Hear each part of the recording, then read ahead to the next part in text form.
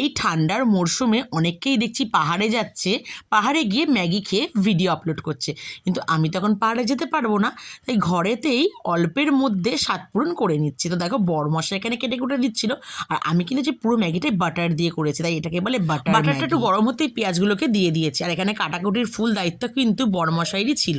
তারপরে দেখো আমরা দুজন এখানে আছি রান্নাঘরে, আর বাবু কি থাকবে না, বাবু আমাদের সাথে চলে এলো, ও একটু রান্না শিখে নিল আমাদের সাথে।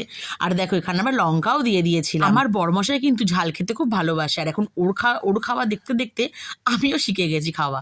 তো দেখো ম্যাগিটা তো দিয়ে দিলাম, এবার দেখো মশলাগুলোও ছড়িয়ে দিলাম।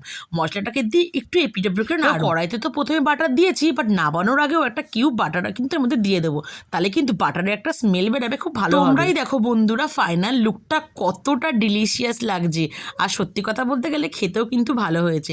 আমার বাবু যে ম্যাগিটা খাচ্ছে ওটা কিন্তু একদম ঝাল ছাড়া, অনেকটাই মশলা কম, তোমরা দেখলেই বুঝতে পারবে। আর বড় মশাই তো ক্যামেরার সামনে আসতে চায় না, তাই ওকে আর আনিও নি।